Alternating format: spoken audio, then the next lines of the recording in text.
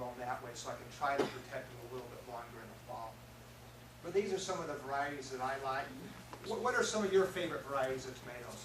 Who has a favorite? Sun sugar. Sun Sugar. There's nothing better, is there? I mean, that's the one. My one-year-old last year, my little grandson, as soon as he could move, he would go and just pick those and eat as many as he could. I was like candy. So that's a great tomato. It's a new variety of cherry tomato. Anything else? Upside down. I think that's cool. You ought to do it. I've never tried. It works is what I hear, but at the same time, you know, if I was living in an apartment and that's a place that I needed, that'd be a great thing to do. You can also grow them in a, barrel, and they grow fine. So I think that's a good, I hear they grow well. How do you know how to prune them? How to prune So it? they don't go wild. Okay, we're going to have to, my wife tells me I'm not a real great communicator, so you're going to have to see how well I do here. Okay, here's the stem of the tomato, right? Okay. Here's the leaf, grows out here. And right here, there's the fruit, the flowers.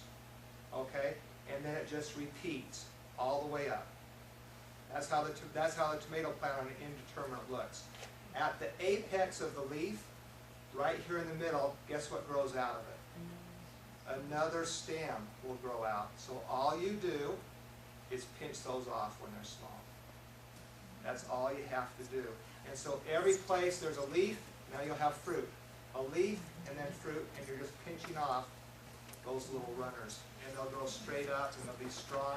You get lots of air circulation, so you get really nice fruit.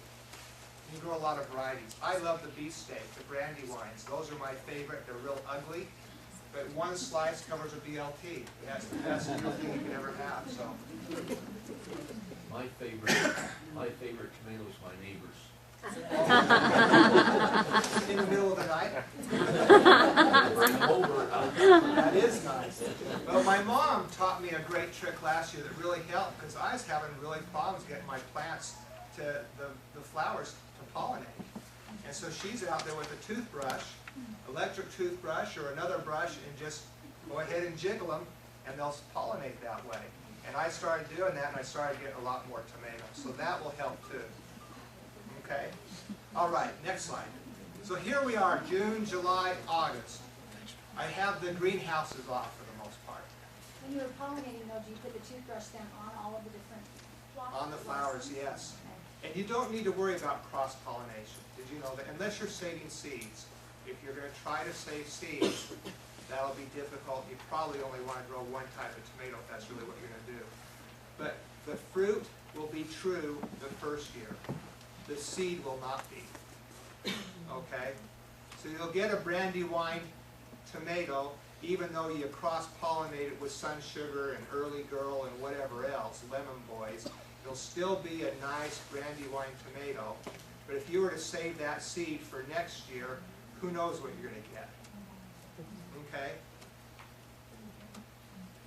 Here's my Sun Sugar right here.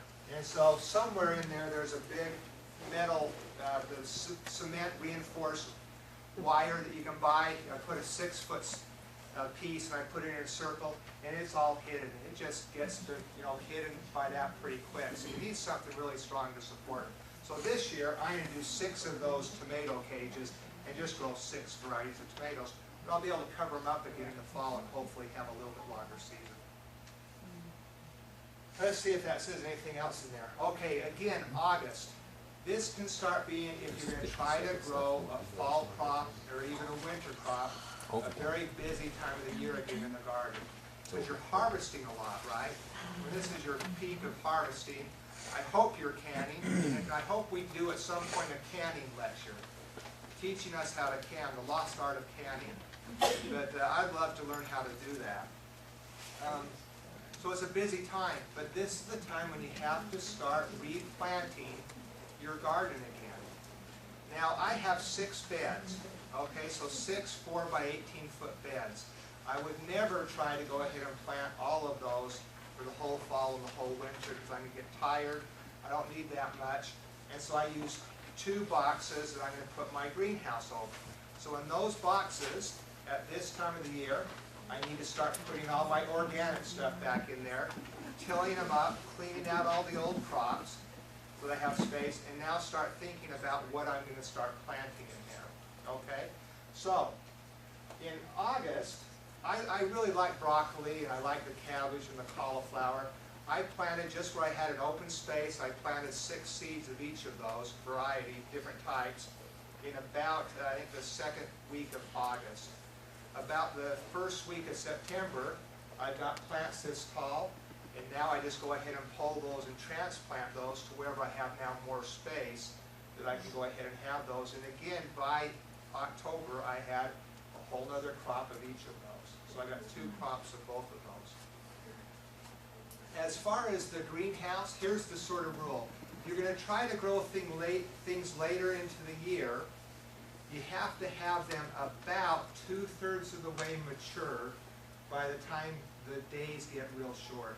Okay, so in December, we're not worried as much about the cold, but they're not going to grow a lot. They still grow, but they're not going to grow much when the day length is real short.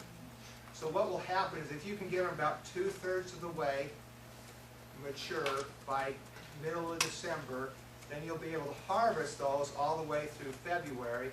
And in February, some of them will really start growing, but more than likely they'll start bolting too. Okay, so they'll bolt real fast as soon as those days start getting longer. Okay, next slide. Do you grow artichokes then? Yes, did you see artichokes in there The someplace? word artichoke was on there. Okay, yes, we do grow artichokes, and we'll talk a little. Let's talk about artichokes. Would anybody else like to try to grow artichokes? Okay, they take 2 years normally to grow, so we don't grow them in Utah, right? Because it takes 2 years, and they freeze in our winters. So there's a way of tricking artichokes. The variety you need is called Imperial Star. That's the best one. Others will work, but that one works better. February 2nd. Someplace in our state, we have a greenhouse right here on 10th West. I don't know whose that is, but maybe we could get them to keep paying for the heat and we can come use it. But otherwise, you go to Thanksgiving Point again. If you don't have your own greenhouse, they pay for the heat, and you plant your how many ever artichoke plants. Each plant will give you about 6 artichokes. Okay? You plant them and put them in the little tiny pots. They're about the same ones you get your tomatoes in. And when they get a little bit larger, you'll end up transplanting them into a 6 or 4 or 6 inch pot. By about the end of March, they'll be about this large. Okay, so about 1 foot plus in diameter. Now here's where the trick is. Now you can take them out. In March, again, we don't get that cold. We're not getting down in the teens. We're getting down in the 25s, 27s. We just can't let the plant freeze. So by using this row cover and putting that over the plant, you take it out there and it thinks it's going through its first winter. So it now says, oh, I've had my first winter, I can now produce my seed, and you get artichokes. You'll get nice, healthy artichokes, and you'll get them by sometime in July or sometime in August, and if you don't pick them like we did last year, they're a beautiful flower. So they look nice that way. For some reason, we didn't pick them last year. But artichokes actually will work pretty well if you have a place to get that seed germinated. So how early did you germinate them? They take a little bit longer to germinate, so maybe about 14 days, 15, 16 When days. did you start them? February is when I put them What was the variety again? in. Imperial Star. You're probably going to have to order that. The one that you get from California is called Green Globe. And it works. That's what we grew last year, but I didn't like it as much. We had a problem with bugs on it. I don't know if that was the variety or not, but it was an aphid magnet. Okay, here's our second. We put the tunnel back up in October. I changed the form a little bit. Instead of using a 3/4 inch pipe for the hoops, I used 1 inch pipe. And I used rebar in the ground in each spot to pound down in the corners and then put the rebar over it. I never cut the PVC pipe, so I want it to be good and strong. So I'm not using any type of sprinkling type fitting or something to use. But then I have 3 pieces of pipe. This happens to be 3/4 here and here, and I drill holes in them.